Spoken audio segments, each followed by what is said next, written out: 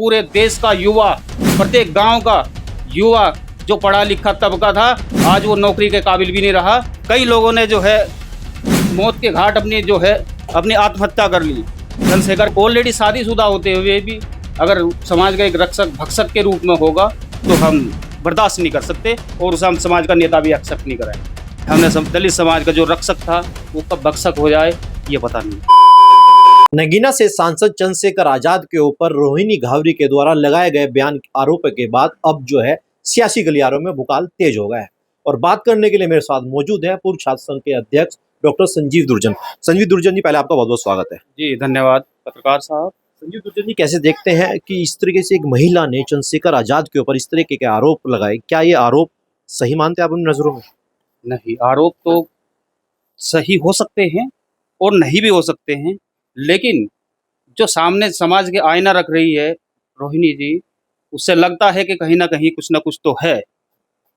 आज से तकरीबन अगर देखा जाए तो 1-2 साल पहले रोहिणी घावरी ने भी एक एक्स पर एक पोस्ट जारी करी, मगर कुछ घंटों के बाद वो अपनी पोस्ट हटा देती हैं। क्या वजह रही होगी उस समय पोस्ट हटाने की, जो अब 2 साल बाद फिर उनका इस तरह की यादें आ रही हैं? देखिए, कहीं ना कहीं मैंने कहा कि कहीं ना कहीं कुछ ना कुछ तो है। ये आपस में साथी हैं और जिस प्रकार से उन्होंने पहले पोस्ट डाली थी तो पिछले कई साल से लगातार संगठन में उनके साथ बढ़ावा देने का काम किया रोहिणी जी ने। और आज जिस प्रकार से उन्होंने आरोप प्रत्यारोप लग रहे हैं चंद्रशेखर सांसद जी पे, तो हमने तो समाज का एक नगीना, ऐसा नगीना बना के तैयार करके समाज के सामने इस देश का नेता बनाया। लेकिन एक नेता के रूप में हमने दलित समाज का जो रक्षक था वो कब भक्षक हो जाए ये पता नहीं। और अगर चंद्रशेखर पर जिस प्रकार से आरोप लगाए जा रहे हैं वो पब्लिक के सामने आकर कहे कि ये आरोप निराधार हैं, झूठे हैं, मिथ्या है और ये लड़की गलत है। अगर षड्यंत्र है इसके पीछे तो समाज के सामने आईना पेश करे। क्योंकि जिस प्रकार से वो चंद्रशेखर भाई ने कहा है कि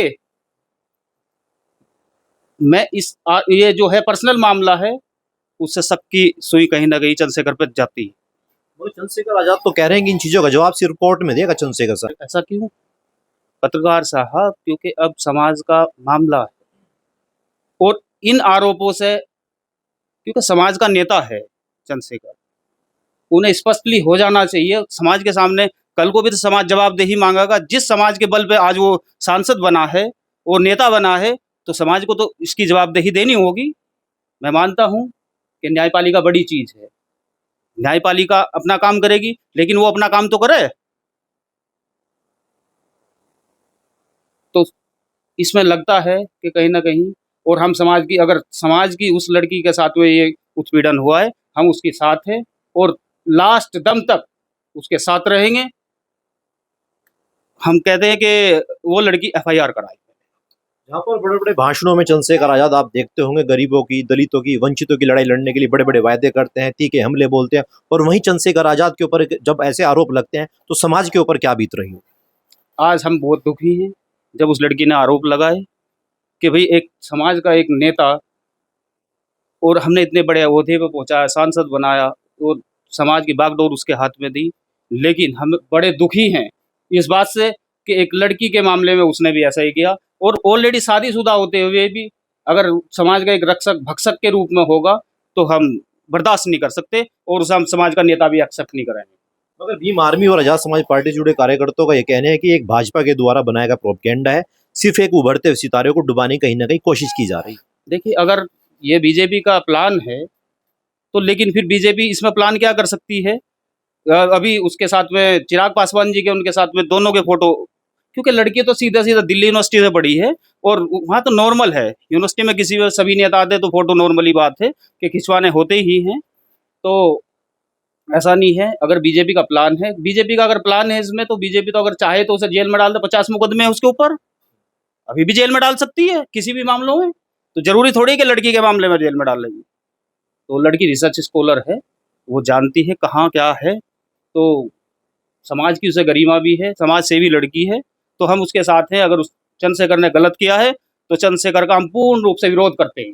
अभी हाल ही में रोहिणी घावरी ने अपने ट्विटर अकाउंट पर एक पोस्ट जारी की है कि चंद्रशेखर आजाद ने अपने कार्यकर्ताओं को बुलाकर इस रिश्ते को माना है। हालांकि हमारा चैनल इन चीजों की पुष्टि नहीं कर सकता। ट्वीट करके उन्होंने तमाम जो है चीजें सार्वजनिक भी की। अगर चंद्रशेखर ने इस रिश्ते को मान लिया तो ये तो स्पष्टली है कि कहीं ना कहीं गलत है चंद्रशेखर, और हम इसका पूर्ण रूप से विरोध करेंगे।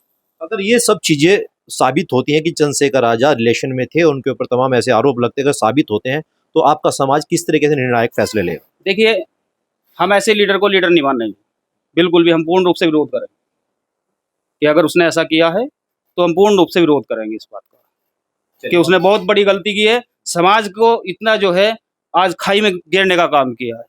क्योंकि आज जितना समाज का नुकसान हुआ है, आज देश का, पूरे देश का युवा, प्रत्येक गांव का युवा जो पढ़ा लिखा तबका था, आज वो नौकरी के काबिल भी नहीं रहा। कई लोगों ने जो है मौत के घाट अपनी आत्महत्या कर ली चंद्रशेखर के कारण।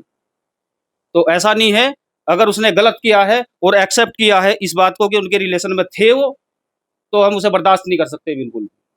चलिए, बहुत बहुत शुक्रिया अपनी कीमती समय देने के लिए। तो ये थे पूर्व छात्र संघ के अध्यक्ष डॉक्टर संजीव दुर्जन, जिन्होंने तमाम सवालों का बेबाकी से जवाब दिया और चंद्रशेखर आजाद के ऊपर लगाए गए आरोपों को कहीं ना कहीं जो है इन्होंने भी अगर कहा है, अगर ये ऐसे आरोप सिद्ध होते हैं तो पूरा समाज उनका लामबंद होकर उनका कड़ा विरोध करेगा। सहारनपुर से पुरुषोत्तम सैनी, केके न्यूज़।